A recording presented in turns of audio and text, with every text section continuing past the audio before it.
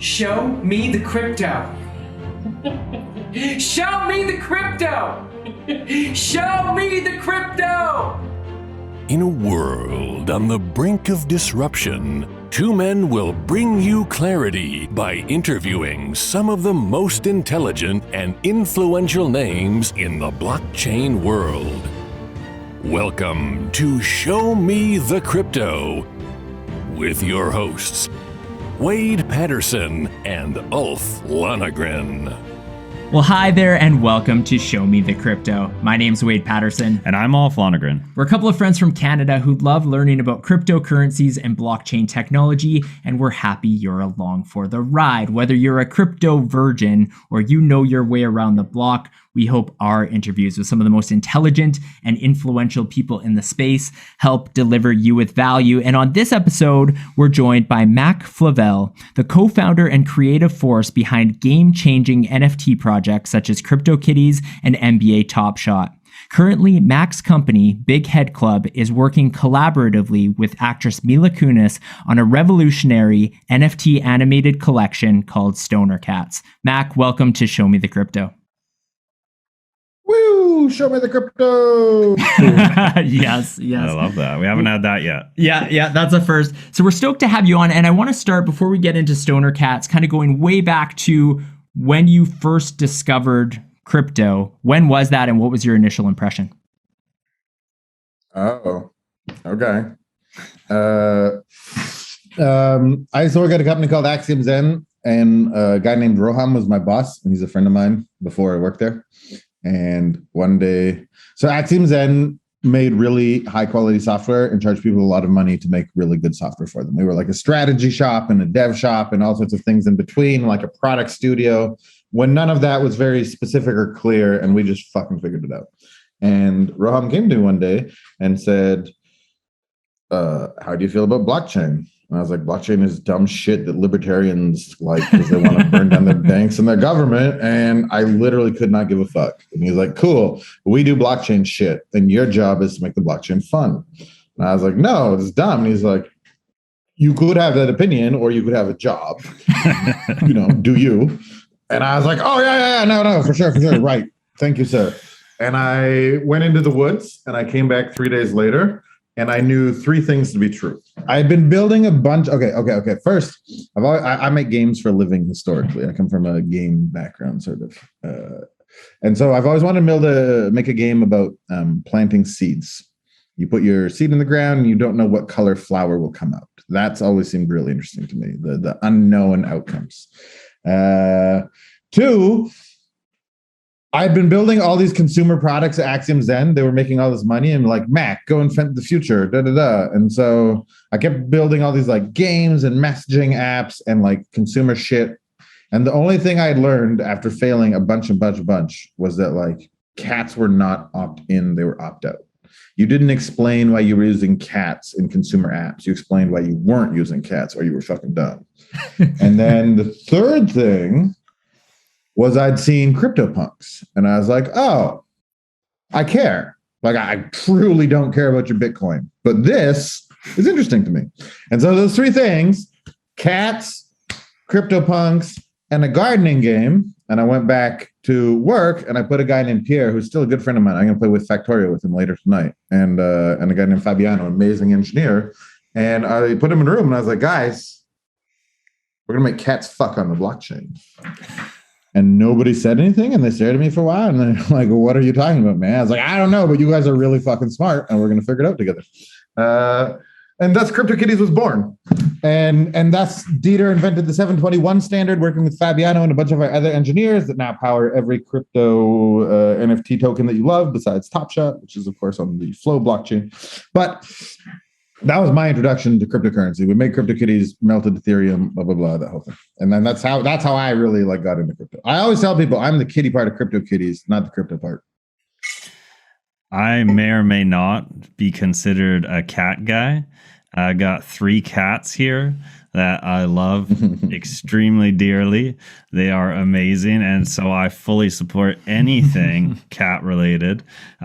So power to you, and thank you for your service.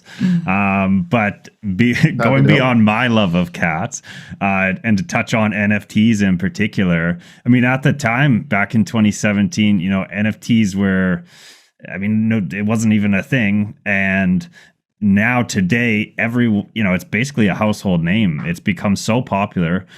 People who don't even know what blockchain is know what NFT is, or at least they know the acronym. What was it like for you to kind of, I don't know, I guess have that curiosity to then wrap your head around an NFT? And did you think, oh, this could be a powerful thing, from digital scarcity to collectibles and all that sort of stuff?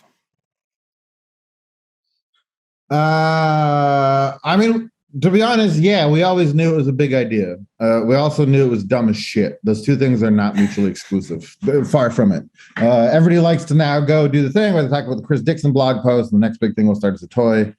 That guy I used to put on a pedestal. I read that blog post like everybody else, and I knew him very well. And when he finally invested in Dapper, I got to go meet him, and I'd go hang out in his office every once in a while down on Sand Hill Road with those other VC fucks. And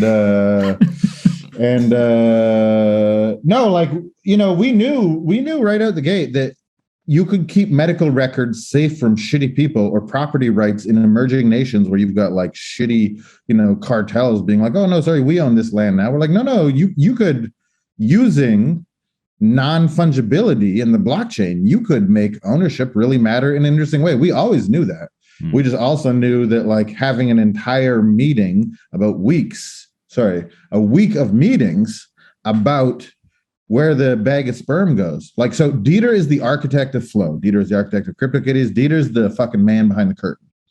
And Dieter and I used to literally yell at each other about when you would hand the bag of sperm to the next cat, as we tried to figure out the like breeding systems and the contracts for these kitties, and when would happen, what would happen. I remember I learned about things like gas halfway through CryptoKitties, when people be like, oh yeah, and now people have to wait for the network to respond and tell them whether or not the transaction completed. Sorry, what? We're building consumer apps. Obviously, what you said is not fucking true, because that's stupid. And we would never build a consumer app in that reality. Of course, I was wrong, and that's exactly the reality we built our consumer crypto app in. And that's the dumbass shit that people like us had to go through as you're kind of trying to pioneer and blaze new spaces. But to your point, we always knew that what we were doing could be really significant, and we knew it was dumb as shit, and we did not view those as mutually exclusive. I give Roham credit, to be honest, for give Roham credit for a ton of stuff. Roham's amazing. But it was right near when we were done launching these things, where me and Dieter had priced it all out and been good little product designers and all that. And Roham came in and was like, so how could we make a lot of money off of this? And we're like, oh, well, you can't. Like, it's just a toy. It doesn't matter. He's like, no, I know it's a toy, and it's a really cool toy, and like it's weird and it's fun, and you guys have done great work. But like, if we could make a lot of money, that would also be cool. And we're like, oh yeah, that'd be cool. We introduced a bunch of pricing stuff at the last minute that was like, oh, this is crazy. Like, nobody would spend that much money on a non-fungible token. It's just art on the blockchain. But to Roham's credit, he helped us get there. And that was for me just one of the moments where it's kind of like, oh, maybe we're right that there's a really, really big idea here. Like, there's so much squinting in what I do for a living, where people are like, oh, lay out the vision. Tell me exactly how this is going to work. I go, I don't fucking know, man. There's a big ass boat in the distance, and I think I see it coming out of the fog, and I cannot read what is written on the side. But if that fucking thing is coming over here, we're all about to get wet. That's all I know. And this was like another one of those things, And then you got to build things, and other people build things, and people steal your ideas, and people fucking do it better than you. And then you steal back your ideas, and and then you iterate yourself in the future. And suddenly you wake around, it's 2021, and people are spending billions of dollars on fucking art on the blockchain because one time you said cats should fuck. And that's the story of NFTs. 100%. So, in terms of NBA Top Shot, I mean, I think that is one of the stories of the last year, like one of the biggest stories in terms of really making people aware en masse of NFTs, of blockchain technology, that kind of thing. How did that all come together? I mean, I'm guessing it would have been years in the working with NBA specifically and all that kind of thing. And did its success surprise you? I know you said that you always knew that there was something big here, but the level of awareness toward NBA Top Shot, did that exceed your expectations? Never surprised by the size, definitely surprised by the speed. We really did. Like, we weren't doing this to fuck around. We weren't doing this because we were bored. We did this because it was a big goddamn idea, and we thought that we could really have a massive impact on the shape of the world by doing this. I just didn't expect it to happen that fast. That was really, really, really crazy. Same thing with CryptoKitties. We're like, oh, this is cool. Actually, honestly, we were surprised by the size of CryptoKitties as well. I'd be lying to them. But Top Shot, I don't think anybody was surprised. That really was like, we had a vision, we had a plan, we had a dream. Hey, a plan strongly stated. We had a vision and a dream and something that sort of resembled a plan. And yeah, it's just the speed at which those guys nailed the execution. God, I love them. They're so amazing over there. Yeah, honestly, we made Dapper and like it was crazy. We made CryptoKitties, all the VCs came. We made a new company called Dapper. We injected CryptoKitties into there. They're like, Mack, you're going to be the chief creative officer and the co-founder of Dapper. And I was like, okay, that sounds cool. So I did that. And then, I mean, I honestly don't remember all the details, but fundamentally, they were like, now what the fuck are you going to do? Like, go do something. And I was like, okay, good idea. And so they said, go to New York and talk to the basketball people. We like, you know, every IP on earth reached out to us after CryptoKitties. To be honest, every sports team, I exaggerate, of course, but I'm not exaggerating that much. Like all major consumer IP has somebody who's in charge of essentially licensing it. And every one of those people called me on LinkedIn, which I'm not on anymore, and was like, hey, how you doing? And so, I mean, it was really obvious as we got started that like sports was a really, really big, cool thing. Basketball is the best of the major sports, in my opinion. Not that my opinion matters solely. And there's a woman at Dapper named Katie Tedman. And Katie Tedman is probably like the head of partnerships now or something. She used to be head of marketing. And Katie is the shit. She's my homegirl. We were like arm in arm, back to back, guns against the world. We hopped on airplanes, went everywhere, and sold everybody on everything together. And like I was the fucking wild one, and she would hold the leash, and every once in a while she'd tug it and be like, dude, you're scaring them, shut up. And so I would stop talking, and then she would go do like business shit, you know. But she used to work for the NFL, she used to work for the NHL, I think she's worked for ESPN, and so she was a sport expert. And so I'm pretty good at this, honestly. Like I have some interesting ideas and I'm reasonably good at communicating them and getting people excited about them. But I didn't have the authority to speak on sport. I really do. I haven't earned that authority, and she did. And so the story as I tell it now, which is probably somewhat of an exaggeration, but I know she'd been warming up the NBA for a while. We finally went to New York. We walked into their office, and it was basically like, hey, we just pushed $50 million of gross market volume through a kitty market with an IP that nobody's heard of 3 months ago. And you have LeBron James sitting on the fucking bench. What are you doing? And like loosely, they were like, oh, you're right. Let's do something. And then I honestly think it took them 18 months to close that deal. Maybe a year, but that was all Katie's work. Like I tapped out after that. After that, Katie and the lawyers got together, and Roham and the rest of them, you know, they did their business, and they put in all the work necessary, which was an incredible amount to sign that deal and then build that fucking product and then launch and operate this product. And each one of those things is a giant, giant, giant hole in which you should fail.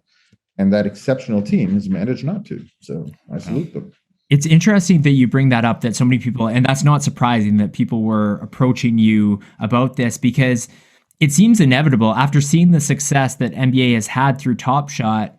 Do you foresee like every major sports league going this type of direction in terms of turning their moments into NFTs?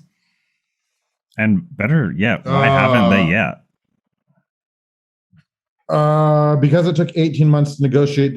I promise you, like, I have no insider information. I do not work at Dapper. I know nothing about Dapper that you don't know. And I promise you, they are very actively negotiating those right now, as well as didn't like So Rare just raise at a $3.5 billion valuation, the fucking soccer thing? Right. Like that's all happening right now.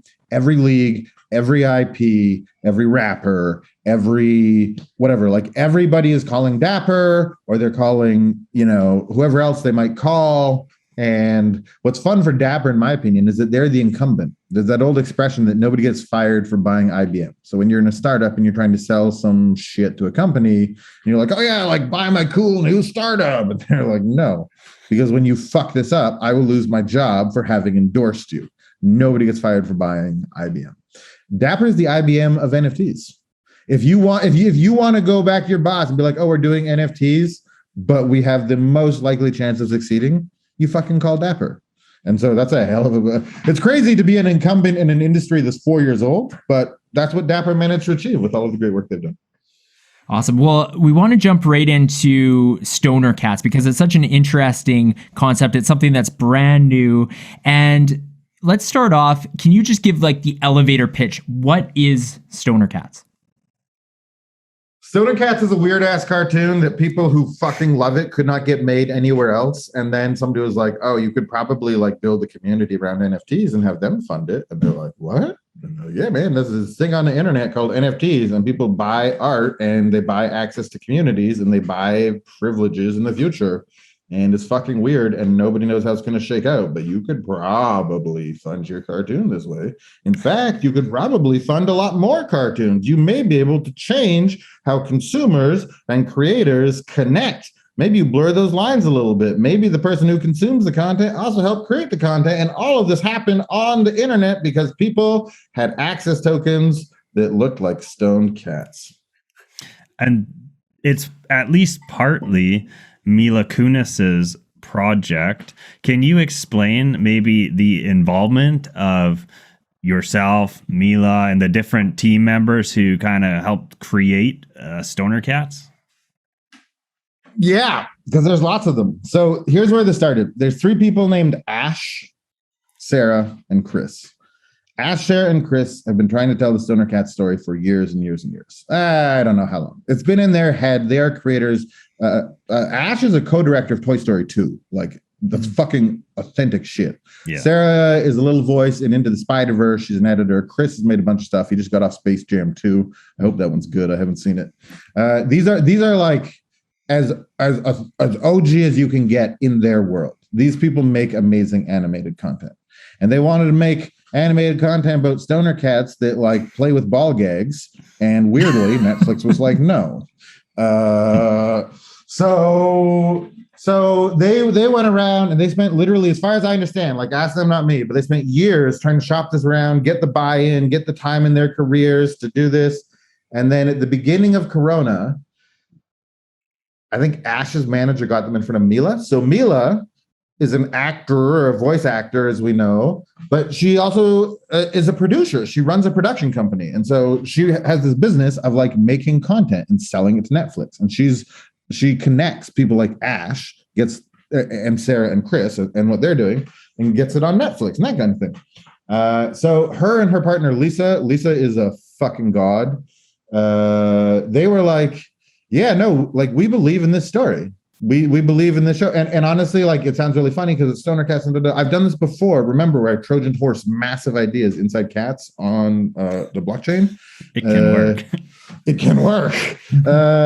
This story is honestly touching. Like it's very funny because there are cats and there's not ball gags. I keep telling me ball gags in there. But like it is Stoner Cats. There's also really beautiful, touching human emotion in this. And Mila and Lisa sort of fell in love with it, I guess. Like they committed to this. They got into it. And then they proceeded to hit all the same roadblocks that the creators had, where everybody's like, no, like we choose what the world sees and we do not choose you. What you're making, the world does not get to see. And so then I think Mila asked Ashton, like, hey, I heard about these NFTs thing. And he was like, oh, hold on. So he called 2 people, Maria, who works with him at Sound. And Maria is like, in the truest sense of the word, an NFT enthusiast. Maria's fiance keeps yelling at her about all her wedding money that she keeps spending on NFTs.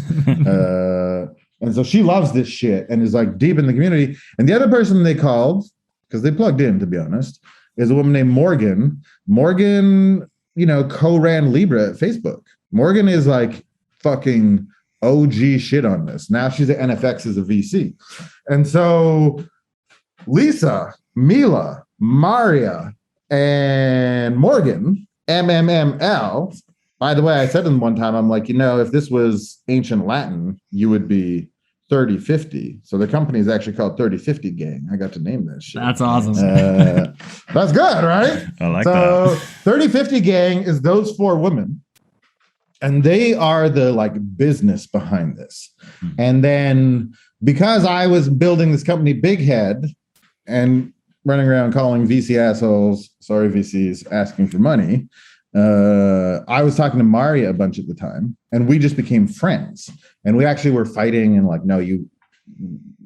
we were fighting with them, investing and everything. But during it, her and I became friends, and she kept sort of talking around this idea. She'd be like, hey, there's this project, and we're trying to think about how we can use this technology in order to fund this content. We think there's a real opportunity. Everything is blurry.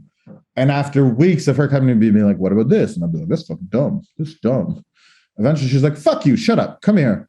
And we hopped on a call, and on the other end, it was Ashton and Mila. And I was like, oh, okay, yeah, no, this is all real. You really are Ashton Kutcher, and you really are Mila Kunis, and you really do want to make stoner cats. And my Monday just got fucking weird. And so when I say we, I started a company with John and Christy. They're the people that I started this business with. And so that entirely decentralized, it's not actually decentralized, but this clusterfuck of a hydra of brilliantly talented people all kind of running in circles trying to make stoner cats is how we got here. I love it. And from your perspective, I mean, you're an OG as much of an OG as possible in the NFT space. What do you bring from your previous experience, like from the experience with CryptoKitties, the experience with Dapper? What takeaways are you bringing to this project in terms of maybe lessons learned? There's a handful of things. I would say the neckbeards are going to neckbeard. Like when we first melted Ethereum with CryptoKitties and everybody was like, fuck you, take down your cats. Like we've been planning our ICO for 6 months and your stupid pink cats ruined everything. This is not the point of blockchain. I'm like, oh, is that what decentralization means to you? You get to do what you fucking want? Fuck you. That was like an interesting lesson that I went through in about 3 hours. I spent 3 hours feeling really bad about like what we had done to Ethereum. And then I was like, this is fun. So right now, because Ashton made that fucking video with Vitalik and Mila yesterday, our Discord is blowing up, and all those people are yelling and neckbearding again, and everybody else on the team was like, "Oh no! Like they're so excited right now, and then they're so angry right now, and there's so much emotion." I'm like, "Gang, this is like preschool. We're going to prison, but this is preschool. Like, we're gonna knife fight later. You will see what hurts, and I promise you, this is just cute." So that's one perspective. Honestly, it's just the internet's gonna internet, and it's cool. Discord's gonna Discord. It's fine. But to sort of argue with myself there, I honestly found Discord and the CryptoKitties community to be very intimidating the first time we got started. And so I didn't spend much time in it. We had good community managers, but it wasn't me. And it wasn't those of us sort of the head of the beast. And we're doing that very differently this time. I spend hours a day in Discord watching, talking to people, learning. And that's because if we really are going to build a community where NFTs allow the creators and the communities to shift the way that content is created, this doesn't get to be some fly-by-night bullshit. I have a bunch of other like cool meetings with fancy celebrities and other shit I could be doing right now that is not the fucking path to the future. The path to the future is that we understand really what these people love, and then we do a good job of serving that community. Like they do flare up. What's his name? Beanie talking shit yesterday. Everybody's like, "Oh no, Beanie didn't like your NFT." That's fine, man. That guy had great points. Like it's valid. He's allowed to have opinions. And we can engage in conversations. And when we're done, he'll either be like, "Oh, you're right," or he'll be like, "Oh, you're wrong." But either way, it's cool. And we can't have that moment without actually engaging in the conversation. So one, fuck the internet. But two, actually not fuck the internet. Like I would like to take off my hat and sit down and pull up a chair with the people on the internet and be like, "Hey, tell us about like the world that you see. And if we're building something that you're excited about." And then three, I mean, like full transparency for those of us who are around, when we built CryptoKitties, punks didn't matter no more. I bought my punks for $35 and I didn't tell anybody. I buy a punk that looked like Wonder Woman because I really, really like Wonder Woman. And I was like, I ain't gonna tell anybody I spent $35 on a CryptoPunk. And I used to message this guy, Alan. You guys might know him. Alan is like probably the lead game designer on fucking Top Shot now. He's the big brain at Dapper. And he started out as a CryptoKitties community member. Him and Jordan, I fucking love those guys. And we hired both of them, and they're both like lords of the NFT universe. I bend a fucking knee to them. And I used to send Alan a message like every 2 months being like, is my CryptoPunk worth anything yet? Is my CryptoPunk worth anything yet? And I was just like, no, dude, fuck off. And then in like January, I got an email from him out of nowhere that was like, I think your CryptoPunk is worth something. And it was honestly, that was like a big moment for me. I was like, what?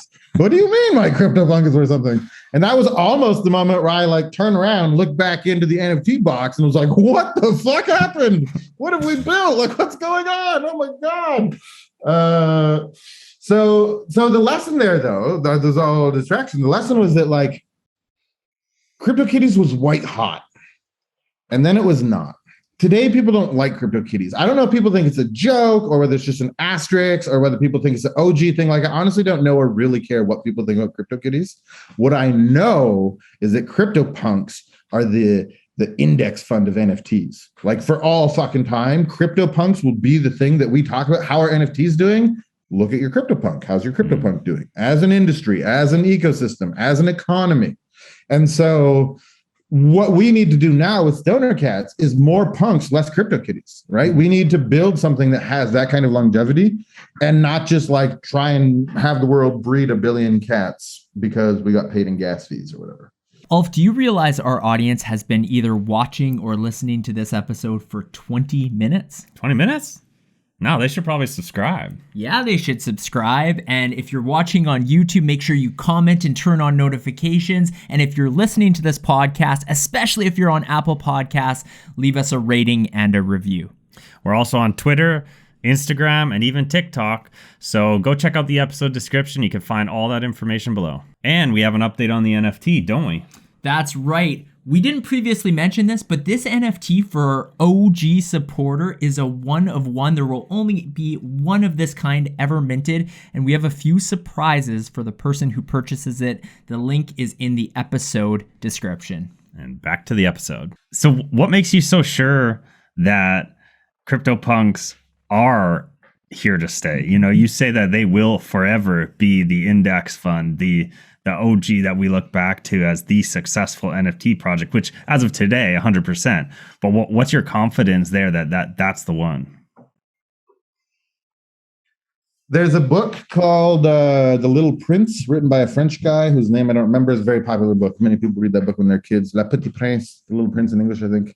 And in that book, no, actually not in that book, but the guy who wrote that book is also famous for being the like first kind of designer, the first person to, I don't know, it could be making this up, but I think of him as the first designer and the first person who ever wrote books or wrote knowledge down about how to design something. And the quote from him, which you probably heard but didn't know was from him, is something is not done being designed when there's nothing else to add, but when there's nothing else to remove. And CryptoPunks are that. CryptoPunks are the absolutely distilled bare minimum of what an NFT could be today. And like, yes, honestly, 3 years from now, who knows what the fucking NFT is going to be? Like, massive video games will be NFTs where you own the thing in the game, but it's also the game, and the game is actually just another game and it's all metal. Like, I have no fucking idea.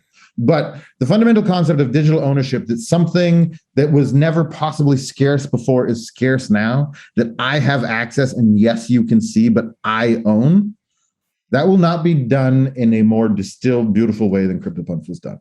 We have the scarcity that we need for some to be valuable in a way that is different than others. We have enough dimension for me as a human being to say, I relate to this, not to that. I have surface area to say, this resonates with me. This looks like Wonder Woman. That's literally why I bought mine. Weird thing about CryptoPunks, right, is everybody buys one that looks like them. I didn't. I don't look like Wonder Woman. But the vast majority of people, I shouldn't say everybody, a lot of people buy those things that look like them. But they're just like, there's nothing to add to CryptoPunks. You're like, it's so good, but. I mean, honestly, there was before. I saw them and I was like, these are so good, but so what? So what? well, let's make a game where you breed them. That was my so what at the time. And I'm glad I did that because we're here today because of that. Many people are where they are today because of that sort of line of thinking. But that was a cool tangent. It was interesting to add that. We learn lots as a community. We can all weave that back into the stories that we tell and the NFTs we build in the future. What we did was not better than CryptoPunks. CryptoPunks is chef's kiss good. So if we can get back to Stoner Cats and just the concept, you know, my understanding of it, and I probably don't understand all of it in detail. That's why we're doing this interview partially with you. But, you know, it sounds a bit like Patreon or Kickstarter, you could say, in the way, you know, you were talking about how it's very, you know, if you want this project to last and stick around, these creators really need to truly connect with the audience and the community, because it's the community who's going to support the project. And they, if I understand right, you purchase these NFTs and that supports the project furthering ahead and more episodes being made. Can you maybe just explain more around the concept around how does this really work and what's the NFT part of the project? Yeah, so we're thinking of the NFT as three things. And, you know, I encourage the world to call bullshit where they see fit so that we can iterate on the three things, make them better. First is like the really obvious. We have really cool art. We have a guy who is a Academy Award winning artist. He, like I said, made Toy Story 2. That guy hand drew every single thing for these cats.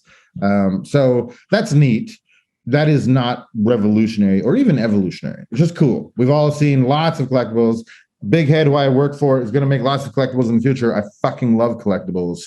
I make CryptoKitties. Like this is the thing that I love, but that's just one. Two, there are access to these shows. So full disclosure, only 5 minutes of Stoner Cats has been made. If this NFT sale goes well on Monday, a lot more Stoner Cats content will be made. I have seen scripts. I've seen like I've seen sort of peered behind the veil a little bit into that side of things. To be honest, as the NFT guy, I'm not deeply embedded in the narrative of the story or the like how to make a cartoon. I don't know how to make a cartoon, but it literally funds the rest of the cartoons and all future things, which is cool.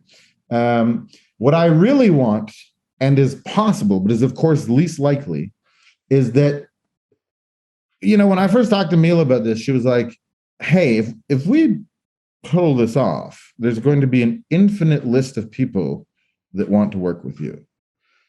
Because we are, and she didn't use these words, but she said, we are burning down the middlemen. If every one of her creative friends, like everybody you know, every one of your favorite actors, every whatever, favorite writer, director, has got their passion projects. They've got their things they want to build that they are not allowed to build in the structures of the industry as we know today. They all have the like what if thing. And the sort of hypothesis here is that those people with the what if thing often have a community that is excited about the what if thing. And we do not have an industry today where so-and-so with a vision and a following has the ability to get that to market in a pure and true form. Instead, they go negotiate with buyers and with producers and with content owners and advertisers and da-da-da. So if we do really good with Stoner Cats, the hypothesis is that a bunch of people that Mila calls friends are going to suddenly call me up. And not just me, to be clear, like other people who do what I do. And there's lots of people who do what I do now. And they're going to say, oh, can we have that? Now, what I want is I want them to call me, or at least I want them to call Mila, because I want that Stoner Cat NFT to give you access to new content that will be unlocked for years and years and years. There is the possibility that I think the NFT community will understand. I think that these tokens are the grandfather clause. Like in my head, Mila's going to make TED 3 or some movie, whatever, in 2 years from now. And Mila's going to watch that movie in a private screening on Discord with Stoner Cat token holders because they got behind her in the beginning and they understand. Now, Mila knows that idea. Mila understands that. She loves that shit, right? This is building an army of people for Mila. That's good shit. And Mila has incredible networks. So Mila says to her friends, like, hey, it'd be really cool if Stoner Cat token holders were able to consume your incredible content that you're building. Now, sure, you can go sell new content, new tokens to unlock your content. Like that world makes sense too. But this expanding forever, more people coming in, and then respecting the OG-ness, I fucking hate the word authenticity that we all throw around so much, but essentially the grandfather clause, the hierarchy of I was there first. I believe before anybody else. I think we can build a world where we unlock incredible amounts of honestly pretty weird fucking content, all powered by this. But full disclosure, there's no startup with like a deck that they pitched again on Sand Hill Road to lock this into place. One thing that's weird about Stoner Cats is like, I'm expecting, and I've already been told some of the people who are going to call me if this works. We'll find out on Monday if this works. I guess Monday's the day this will go live. We'll find out today if this works. But indications right now are pretty positive that it's going to work. And if it works, there's going to be some pretty interesting people who are going to call me. And if my business was just to make this content and support this platform, that would be one thing. I'd be like, oh, this is my startup. But that's not my business. Big Head makes NFTs, strange and marvelous NFTs. We have fucking incredible NFTs coming. Lots to do with this, lots not to do with this. Very diverse. And so I think there's a massive opportunity in Stoner Cats. I think there's this ability to say we were here first. We believed harder. We proved it. All of the things, like I used to always talk about how NFTs allowed for the conversion of social capital into fiscal capital. I want to be 1,000% clear here. Nobody is calling Stoner Cats an investment. Call the SEC. This is not a fucking investment. But you want to put a flag in the ground and say, like, I think there's a better way for content to be made and consumed. And I can prove it because in July 2021, I was there, just like a bunch of motherfuckers love to tell people that they were in the CryptoKitties Telegram group. We were using Telegram, not Discord, way back then, in October of 2017. That's a badge of honor for the people there. We should have given them all NFTs because that actually means something. And to the point that I made about the punks versus kitties before, like CryptoKitties community, I don't know how well it's doing today. I don't spend any time there. I fucking love those people. But I imagine that it's not that hot, not punks hot. And we want to make the shit punks hot. And you do that by having longevity in mind, but also we don't know all the details. We really don't. There is some squinting between now and what this looks like is a massive opportunity. What may be the case is that somebody who is not us slides right on into the fucking middle and snatches it. What if somebody else comes along and is like, yeah, I'll make the platform where you can watch NFT gated content, including all Stoner Cats, but I had nothing to do with Stoner Cats. It's just that this is fucking Ethereum, so we can do what we want. Honest to God, one of the craziest things about CryptoKitties was what we always tried to call the Kittyverse. We really tried to get people to build out the universe around CryptoKitties, and it sort of worked. There was lots of Chrome extensions that were built to help people breed and buy and sell better. And that's where it started, in utility tools. And then it moved into games. People built, I remember kitty races. Goddamn Jordan and Dan and Abby and even Alan helped them build kitty hats on cats on the blockchain. I love that shit. It was so good. And again, remember that I was a kitty, not the crypto kitty part of this, or the crypto part of this. First time somebody was like, oh, look, somebody built kitty hats. I was like, who the fuck did that? And why didn't they fucking call me? What the fuck? And somebody's like, dude, I think you missed the point. I think you missed exactly what's so cool about what we're doing here. And they were right. I grew to love that stuff. And that can happen here, right? The company can come in and build things around the Stoner Cats universe where I'll be like, oh, that's amazing. Or maybe I'll even be like, actually, that's not amazing. I'm pretty sure I don't have a goddamn say in the matter. Of course, this time I have a bunch of Hollywood lawyers yelling at me, and I can just hear Lisa screaming at me as she hears this. I got a burning question about how you just explained kind of like, some of the concept, the vision of how this model can work. And as someone, I run a business, so I always got to think about those other, like, how is this going to work financially for us as the business? And with this concept, maybe there's a simple answer here, but like, okay, so I buy some of the NFTs to support the project. It's not an investment. I'm buying it because I want to stake my flag in the ground. I want to be a part of this. I think it sounds awesome. On the other end, as the business, for you guys to continue to for Mila and company to continue to create more stoner cats, is that just like, what's my incentivization? If I've already bought the NFTs, I've already put my flag in the ground, why do I buy more? Or is it always going to rely from a business model standpoint on more fans and community members to continue to buy? Or, are there other aspects to why this is going to work as a business? Generally speaking, I don't want you, I think that if you buy a Stoner Cat NFT, you should have nearly godlike powers in the ecosystem that is emerging here. I don't think you should ever have to buy another NFT to watch another show. I do think that if you want to watch that show with the creator as they do the world premiere, you might have to get their NFT. Maybe my Stoner Cat NFT won't get you access to, and I'm just making this up, Scarlett Johansson's ghost show. Right? I've never met that woman. I've never heard of her ghost show. I'm literally making this up, to be clear. It's weird what people latch on to when I say shit on the internet. But Scarlett Johansson's ghost show, in my opinion, and again, there's no promise on death here, but in my opinion, and I am somewhat architecting this, you should be able to watch her show for all time, if it's even remotely affiliated with the universe we're building, not narratively, but just like conceptually, philosophically, you should just get to watch a show. But you want to watch that show with her on opening night? Fucking pony up. Or, literally right now with Stoner Cats, I'll be honest with you, I'm going to get in trouble for this too. We are trying to define perks that make this really cool for the community in the long run. The really obvious thing is if you buy one of these cats, you're an executive producer on the show. We should fucking do that. That would be really cool. Hollywood fucks this all up. And if you are called an executive producer on a production that a union worker in Hollywood worked on, you automatically get money. Do I want to share the money from Stoner Cat sales? Fuck yes. That would be amazing. If we could go make Stoner Cats merch and sell it at fucking Walmart, and 10,420 people who bought these NFTs on Monday were all like, oh shit, now we get Walmart money. Obviously I get why that would be fucking cool. And there's a very, very good chance, I can tell you right now, that I'm going to end up building that product. But you don't get to pull down Jane Fonda and tell her lawyer that she's going to share her executive producer credits with 10,420 people on the internet.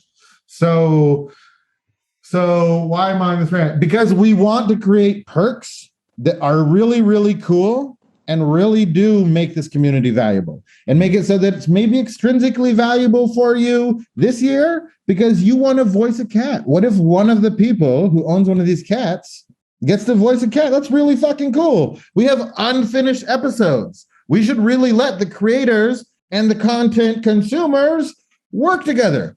We can do that shit. We are in the best place to do that shit, Hollywood lawyers. So there's a bunch of stuff that we're learning right now. And then, God willing, we'll be doing this again very shortly. Either having proven to Hollywood, fuck you, get out of the way. Give me your shit, because I'm better than this, better than you at this, and we can do good work. Or we'll just do it next time without Hollywood. Like today, I told them I'd check them out. There's an NFT called Deadheads. The guy behind Deadheads, also in Vancouver, for the record. You guys are all in BC. It's weird. The guy behind Deadheads hopped into our Discord today and was like, why are you calling yourself the first NFT attached to a show? We launched 3 weeks, and that's us. And I was like, oh, okay, cool. I'm not going to call us the first anymore. That's fucking awesome. Congratulations. We should do a crossover. We should do a remix or whatever. And he was like, yeah, we should. And then him and I were like, we're going to go drink some beer in Vancouver. Nice. That's really, really cool. It's really hard to do with the Hollywood lawyers. But again, if we pull this off, if this works, there will be so much opportunity that emerges immediately after this, like a stampede of people. Yes, the big Hollywood lawyers and their clients and the agencies, but also the deadheads. And personally, I'm more fun, more interested, more excited in collaborating with the deadheads of the world because you can do weird shit. You don't have to go beg all of the other talent lawyers that we are in knife fights with right now about whether you can do it or not. We had Gods Unchained CryptoKitties collaborations. I called those guys, and in half an hour on a phone, we were like, this is fucking cool. It's going to work this way, this way, and this way. And we did it. And then it took 3 months of lawyerdom. Even back then, I don't like this shit. It's not fun. It's not cool. It's not neat. But it is an imperative part of making this all work at scale in the future. I love this so much. It's just such a cool experiment, and I'm excited to see how everything pans out. One thing I want to bring up is there was a presentation you did, I believe it was in 2018, and you talked about what made CryptoKitties successful. And one of those things you said was the product of a hot market. And you think about right now, there's a ton of focus on the crypto space, NFTs, even more so earlier in the year when the prices of all cryptos were going up and up and up, tons of attention on the space. If we hit a several year bear market, kind of like we did 2018 to 2020, do you see the attention, the adoption, everything like that fading away? Or do you think that for all the reasons you just mentioned of all the bonus access and all that kind of thing, that that's enough to weather the storm of a bear market?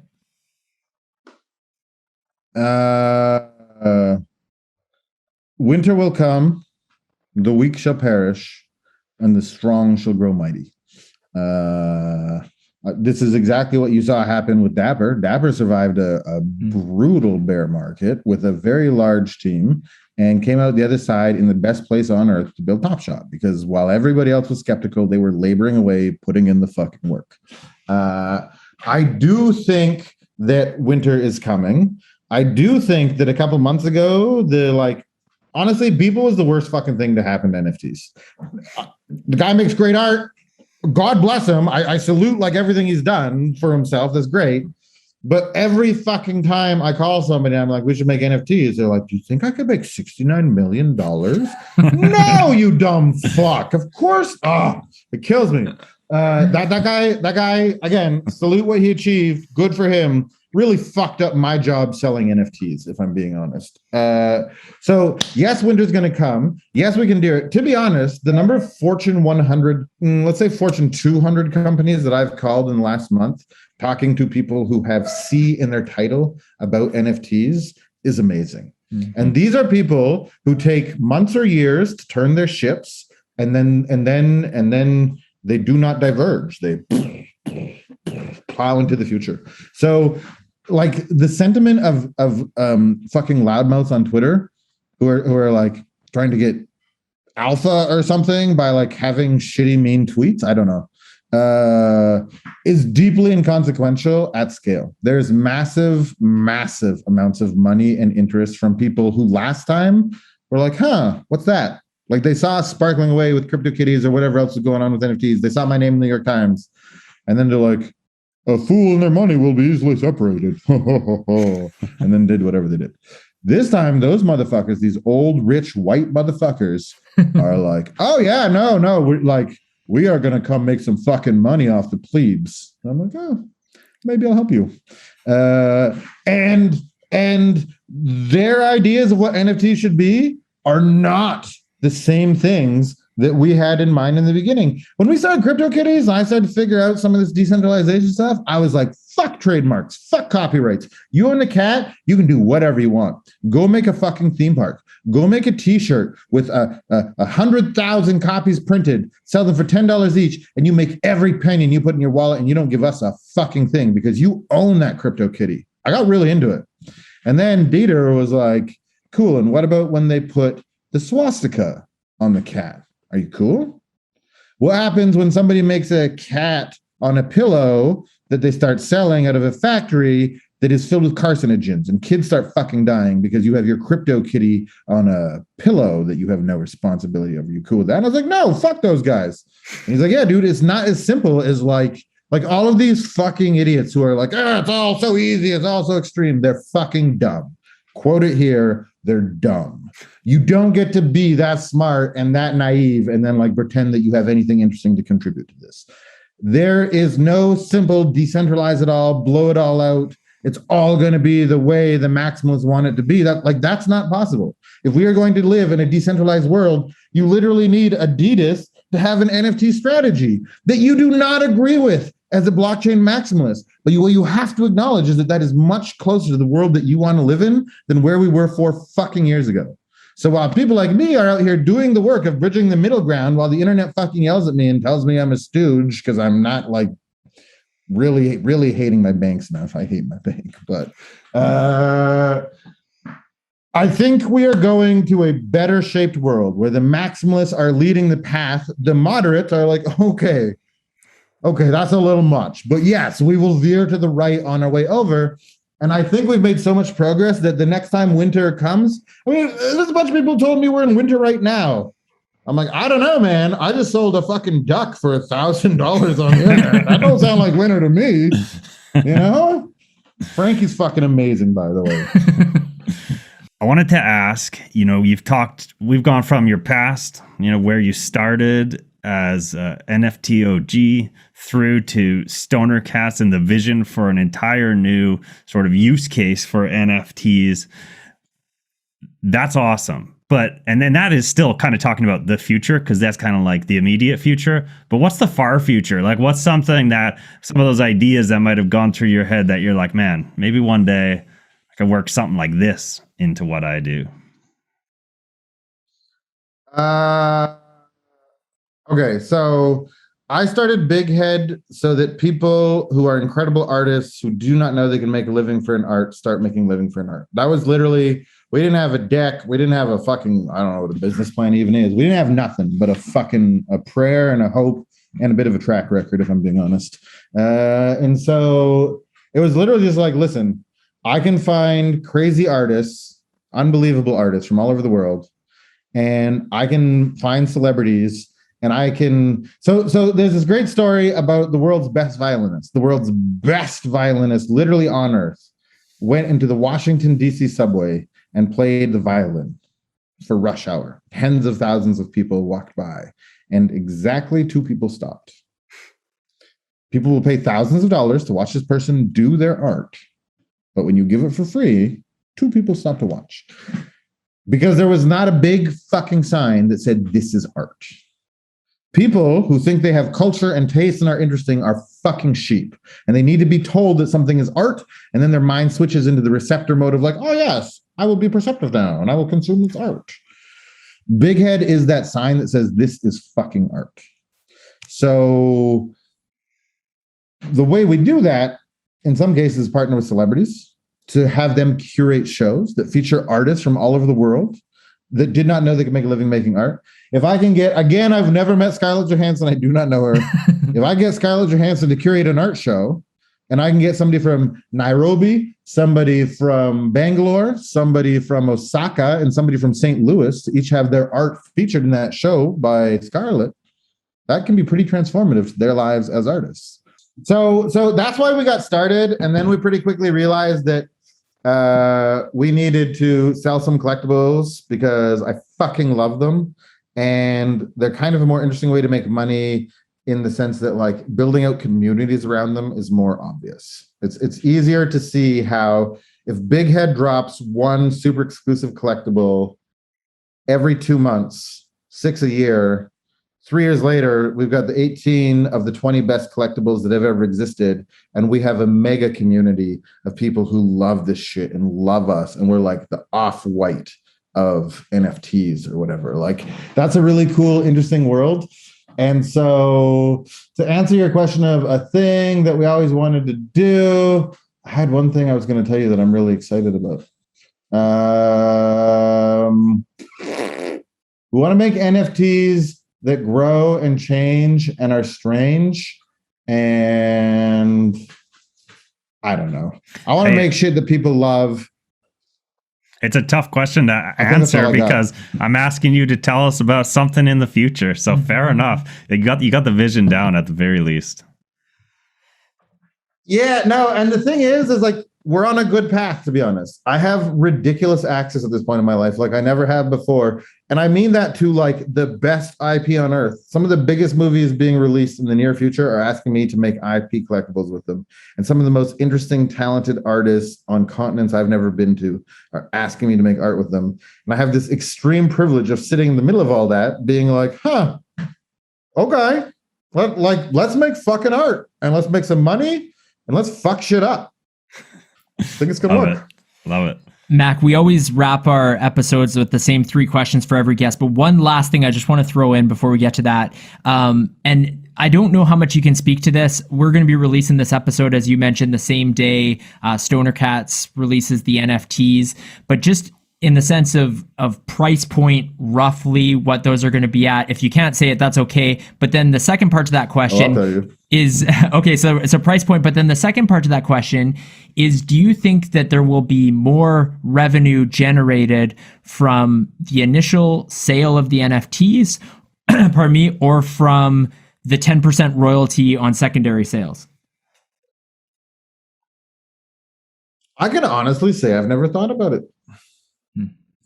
I imagine in the long run it's going to come from the secondary, but that will be the long run. I mean, we don't need to be delusional that everybody's going to be buying and flipping these and speculating in day one. Like, if people are buying these to flip, I will basically be disappointed. I think, God, am I going to regret saying this? I think I'm going to be disappointed for every one of these that sells on the second market in the first year. Like, I only want people to buy these things who are like, oh, this is fucking cool. I want to see all this content. I want to see what content's coming next. I want to see what these weirdos are going to do. And of course, the speculators are going to come in. Fuck you, speculators. You heard it here first. But I mean, in the long run, yeah, we're going to make more money in the secondary market because it's a long tail. But I hope we don't make very much money in the secondary market because I don't want any secondary market sales in the early days. I want people who are borderline religious about what I'm talking about to fucking put on the frock and join us at the chapel. Ooh, that was interesting. Nice. And so you did say you were okay mentioning price point. So what's roughly the price point for these NFTs? I'll tell you exactly what the price point is. The price point is 0.35 ETH. Okay. And I have feedback from the community. That's too much. I have feedback from the community. That's too small. I was super nervous dropping the price point. I'm aware that 0.08 is a great place to price an NFT collectible these days. I'm so thrilled that when Mila and Ashton were on a big ass podcast called Armchair Expert, one of them said, oh yeah, the NFTs will be like 3 ETH. And I was like, oh, fuck, no, they're not. So when I came back, I was like, no, they're 0.35. Suddenly everybody's like, oh, yeah, thank you. That's so reasonable. I'm like, yes, fuck yeah. So they're 0.35 ETH. They go on sale on Monday, the 26th of July, which is today. Hopefully by the time you heard this, you can't even buy one because we sold them out already. Right. But also kind of not to be clear because like, we never learned how to beat the bots at CryptoKitties. I really don't want some rich fuck to buy all of these. Hey, you rich fucks, don't buy all of these. I want people. I mean, dude, it's not cheap. Like, I acknowledge that. If you're worried about where your rent's coming from, do not fucking buy one of these. I had people email us at CryptoKitties and be like, I can't pay my rent and the price on the cats is going down. What are you doing? And I was like, oh God, please, like honestly, don't do that. I hope these bots don't buy it either, though. I wanna personally, get me some of this, and that can be one of the struggles with these like releases. Hopefully. 100%. I want no robots. I want people who believe in this shit to buy this shit. Let's fuck up the future together. That's right. Mack, this has been, I think it's safe to say, one of our favorite conversations. Such a good episode. We like to end every episode of Show Me the Crypto with the same 3-question segment. We ask all of our guests and we call it You Had Me at Crypto. So Alf's going to ask you those questions. All right, Mack, who's your favorite person to follow in the crypto space? Who is my favorite person to follow in the crypto space? When I turned 40, which was 6 months ago, I decided to quit drinking and quit going on social media, and no liquor, no Twitter. And so I am very, very intentionally not following people in the crypto space. Fair. Somebody who's been a friend of mine for a very long time, like for a decade, and is very smart, is a guy named Richard. And you may know him, also based in Vancouver. If you want to know interesting things, if I want to know interesting things about NFTs, I follow Richard and I follow Frankie Nines. Those are the two for me. Cool. All right, question 2. What will the price of Bitcoin be 10 years from now? I honestly don't know what the price of Bitcoin is today. I buy Bitcoin every month. I buy it automatically. I buy $100 of Bitcoin every month. I do not know, nor do I give a fuck about what the price of Bitcoin is. If we're right about what Bitcoin is, then the price is going to be like so fucking big it doesn't matter. And if we're wrong, then we were fucking wrong, and also it doesn't matter. I buy Bitcoin regularly and literally have no idea what the price is. Inconsequential, wrong focus. All right, we'll take it.